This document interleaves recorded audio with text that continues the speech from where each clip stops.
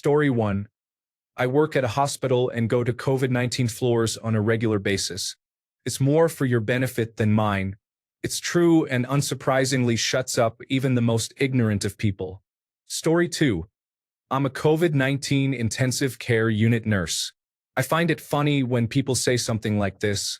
Then, when I inform them of where I work, I suddenly have at least 6 feet all around me, and people are staring at me in shock or horror. But you do what you can to keep yourself and your family safe. Don't worry about the others. If they don't pay your bills or snuggle up to you at night, why does their opinion matter anyway? Story 3. If anyone ever said anything to me, I would probably just laugh at them. My mask even says the immune disease I have on it just for that one purpose, to keep people from giving me trouble. Saying that I mostly stay home, I do no-contact shopping, and have doctor's appointments. I'll not let anyone make me feel bad for protecting myself or my family. We just lost my aunt today to COVID-19 complications, so I would probably ask if they have lost anyone to COVID-19, and if they said no, I tell them to stop their mocking. Story 4. I live in rural Indiana, and hardly anyone wears a mask or practices social distancing. I go about life the same way I always do, honestly. I stay in as much as possible, and when I'm out, I pretend they don't exist. When I get snide comments, I just ignore them and carry on with my day. Story 5. I've hosted Thanksgiving for years. This year, it's my husband, me, and my elderly mother, minus the 8 to 10 more we usually have. Somehow, I'm the overreacting person for keeping my mother safe, hoping it will make them appreciate it once we can go back to me cooking like a crazy person. But I'm not holding my breath. Story 6. Keep on doing it. If anyone asks, just respond with listen. I don't tell you how to protect you and your family. Don't start telling me how to protect mine. Most of the COVID idiots I run into are against it because they don't like being told how to live their lives, so use that mindset against them. Story 7. I walked out of work. As the human resources manager, I had no choice. I was just so frustrated that my boss wasn't taking it seriously. This happened in April when we, South Africa, went into lockdown. He wouldn't provide masks, gloves, barriers, and so on for the factory. Then insisted all the office workers stay. So I walked out. I carried on working from home and completed all my tasks. I got disciplinary action, but he couldn't fire me. Months later, things have finally changed. But I've found another job. If that's how he treats staff's lives, he'll do it again. Tomorrow is my last day. So, protect yourself and your family first. And ignore the idiots. This pandemic is real. Story 8. In public, I wear big over-ear headphones. At work, when people say insane conspiracy nonsense, I laugh at them. It's the only response I've found that shuts them up. I tried to explain and discuss the facts, but once I realized that was never going to work, I just started laughing at them. And I mean at them. Story 9. I just happily agree. Yup, I'm paranoid. Yup, we are all crazy. No, we still won't get together with you because I'm so paranoid and crazy. And yes, I still wear a mask every time I go outside because I'm so paranoid and crazy. The top priority in a pandemic is to survive it without getting sick. Period. Full stop. End of story. Let everyone else think what they think. Just do what you need to do to keep yourself safe. Story 10. I've had a fair share of arguments and have been branded the crazy, overprotective new mom by my husband's family because I've taken this pandemic as seriously as possible since the beginning. Yes, I'm especially adamant when it comes to my 5-month-old, but I'd be just as serious even if I didn't have a baby around for this. I cope by keeping my foot firmly down and mostly ignoring the snide comments that come my way. I don't need to justify my actions and decisions, so if you can't comply with them, then don't bother me with your complaints. There are a few loved ones who are much more relaxed, but they've been respectful of my decisions. Story 11. I wear a hat in winter to keep my head warm. I treat a mask the same way. I don't care what other people think, and I have become so used to having a mask with me I feel uncomfortable without one. Story 12. Just keep doing your thing and keep yourself safe. The others will have to find out the hard way if they get it. This should have never been politicized in the first place. Story 13. It's like driving a car. and the other drivers aren't being safe. You keep your distance, try to stay positive, and try to understand that everyone has different levels of risk tolerance and understanding of the rules, and that the best you can do is keep yourself safe and not contribute to the problem. Getting upset or wanting to personally intervene to police other people's behavior is perfectly understandable, but it probably won't help. It might even make things worse. Story 14. I get upset, but you only get to pick so many battles in life. I work in a pharmacy and I am pretty fascinated by COVID-19, so I am constantly reading about the virus, treatment protocols, vaccines, and so on. When I encounter people trying to be dismissive about the whole thing, I usually share some of the more interesting things I have read lately. They usually reply with some conspiracy theory, and I just tell them I cannot go down that path with them. Also, while I have the opportunity, hey, you ignorant people, the government is pouring billions into facial recognition. A mask is your best defense against COVID-19 and restoring your privacy. Story 15.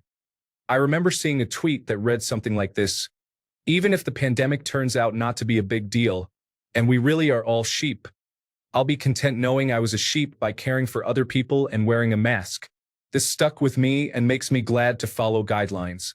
Story 16. Well, one factor is that I am crazy, like Diagnostic and Statistical Manual of Mental Disorders, 3rd edition levels of neurological distinctiveness, chronic and severe. To me, this is just an update. The paranoid anxiety I have always experienced is real now. Most people aren't used to their reality appending suddenly, so it upsets them more. To me, this is the world swimming in the waters I grew up in, constant fear and uncertainty, with no reliable guidance or expertise that is consistent or trustworthy, and people ignoring what they don't want to believe so they can have the reality they want. From my perspective, the asylum just got bigger. Story 17. I used to try and talk to them, but they didn't logic themselves into their mindset and I can't logic them out of it, so whatever. These days, I just ignore them as much as possible, and when I can't, when it's actual family or friends, I say, look, I'm immunocompromised, my father is in his 70s, both my sisters have lung issues. This thing gets to us and our whole family is going down. Sure, there's a 99% survivability rate, but 1% starts looking like a big number when that hits your family. Does the mask work? I'm not going to argue with you. If there's even a chance I could save a life by wearing the mask and the only thing I risk is looking like a fool, I'll wear the mask. I'll wear a rainbow clown afro and a honking nose on each nipple if that helps. I'll survive looking like a fool. People are dying from COVID-19. Oh, I'm living in fear? I wear oven mitts when I bake. I don't fear the oven. I'm taking a reasonable precaution against foreseeable harm. If they're still in it with me after that, it's usually because blah blah blah God's will, and there's nothing I can do about that except say they're free to put their faith in prayer and I'm free to put mine in a mask. I get the "you're a sheep" counter-argument a lot. My go-to is "you're an ostrich." But I'm told "you're rude" shuts them down just as well if not better. Story 18. I'm feeling a mix of everyone around me is stupid. I wish I could do fun family things like everyone else is.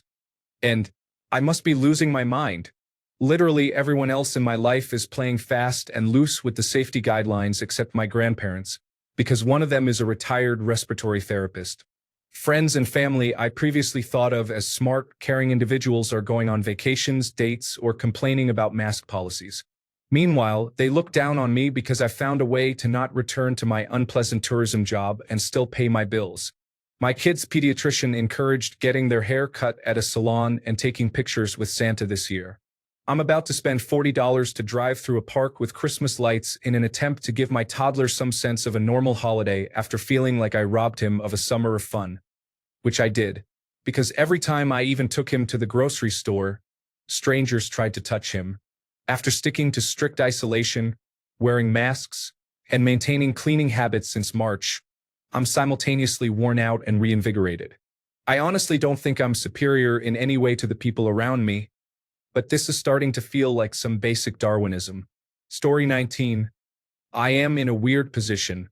I have to speak with people daily from New York and New Jersey for work, but I live in the South.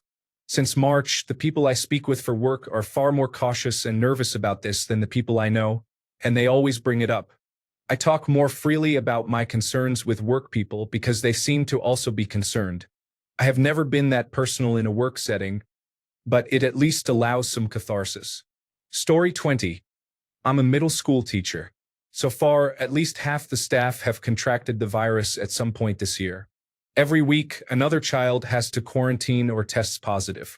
I had to call my grandmother, who is in the beginning stages of Alzheimer's, and explain that I've not felt well and have been exposed multiple times at work. All she wanted was for me to bring my puppy with me to dinner for Thanksgiving. Turns out I'm the only family member not going. And I'm the family scapegoat, so I'm sure tomorrow I'll have to deal with the phone calls and texts about how it's not a big deal and why wouldn't I just come, along with reminders that I missed Easter too. And I'm out of antidepressants. Story 21. I actually almost feel justified. My husband's family all caught COVID because they were at a party together. And here we are with no COVID because neither of us are about that life right now. We are hoping everyone recovers fine, but I do not know if that is going to happen. His parents are both high risk. We miss our family, but safety first. Story 22. It's harder when it's people I love who are not being careful, such as still hosting holiday gatherings and seeing each other indoors without masks, and then writing me off as the shrill one when I bring any of it up. Story 23. I don't know. This is hard. I feel helpless a lot. Feeling so isolated is getting to me, and I honestly can't remember the last time I've dealt with so much suicidal ideation. But then I think about how I would feel if I chose to shirk my responsibility to the community, and my choice created an unnecessary risk for others. I know that the shame, guilt, and isolation from that would be significantly worse, so I keep pushing on, venting to my loved ones, and trying to also support them. I am also in the really cool position of being able to watch my children absorb and adjust so flawlessly and so selflessly to this current state of the world. We don't give these kids enough credit, we really don't. They are carrying this society right now and just displaying such an incredible level of grace and flexibility. Not just mine, but most children. They are struggling too, but just in a way that is so innocent, so devoid of politics or bias compared to the adults. And they are discovering strengths and abilities within themselves that I think most adults should really admire. I'm proud of these kids, and they keep me going. I appreciate people's concern and care for me so much. I am so lucky to have a good support system, and I am okay. I am safe. I have thoughts but never plans because I do absolutely know my value.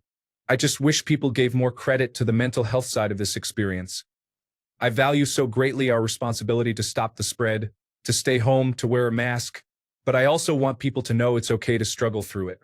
We aren't alone in it, even when it feels lonely. Story 24. My wife is a nurse. She is working more now than ever because, unsurprisingly, there is a shortage of nurses as they keep getting sick due to irresponsible people. I have no problem telling them this.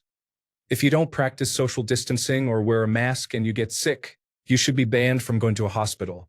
Your stupidity, arrogance, and overall selfishness are putting the only people who can do something about this situation at risk. Stay in your house alone and keep my wife out of your mess. The irony? If my wife read this, she would be very upset with me. Unlike those who refuse to wear a mask and practice social distancing, she is a good person who has and will continue to put herself at risk to help others. Story 25. Not well. Not well at all, to be honest. My daughter has a congenital heart defect, so I'm in a position where my wife and I are forced to take it seriously, more so than others. Murderous rage is all I feel all day. My urge to rip people's heads off with my bare hands and knowing I'm actually quite capable of doing so, and restraining myself is a level of self-control I'm achieving only through anxiety medications and limiting my time among other people. I've altogether stopped going on social media except here, where it's completely curated. I no longer talk to a lot of people. At work, I don't interact with coworkers. This has ruined my life. I can't wait for a vaccine and to just get on with life. Story 26. I tend not to go out at all, and I have enough people around me who I care about who follow the rules too. Those who mind don't matter, those who matter don't mind. Story 27. I don't know about other people, but I just get extremely stressed out and stop going outside, manifesting many signs of mental health issues. In short, I don't. Story 28. I was in Wyoming recently for necessary travel and was the only one wearing a mask inside. While in line, someone asked, "What, are you scared or something?" So I pulled down my mask a tiny bit and said, No, I have COVID. The guy definitely had an oh no face. Story 29. I kept doing my thing and insisting on social distancing and masks if they wanted to be around me until I could stop going into the office. Now I refuse to go in and work from home 100% until this wave is under control. I might go in to do some on-site only work if it can be guaranteed that I can work in the area alone or that anyone coming in wears a mask properly and keeps their distance. I am done dealing with this. People not wearing masks properly and those walking right up to breathe in your face, large training classes with people from all over being held in the conference rooms, people coming in for meetings and hanging out, just as though 250,000 people aren't dead. Gone. Families shattered. Lives of their loved ones in shambles. Dead. I can't fathom how people don't get that, and I'm done being polite. I'm over being rhetorical. Wear your mask, wash your hands, stay back, from me, from everyone, as much as possible, and stay home as much as you can. The absolute worst part of all this is we're at the beginning of this wave. 250,000 of us are already dead. Almost 13 million are infected that we know about, and it's climbing at an alarming rate. 43% over yesterday, in fact.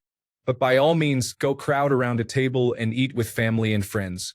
Then go wear a mask on your chin while you cram into big box stores to buy things you don't need. Get infected.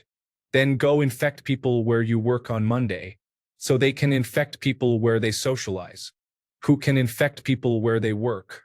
I wonder if we even deserve to survive this.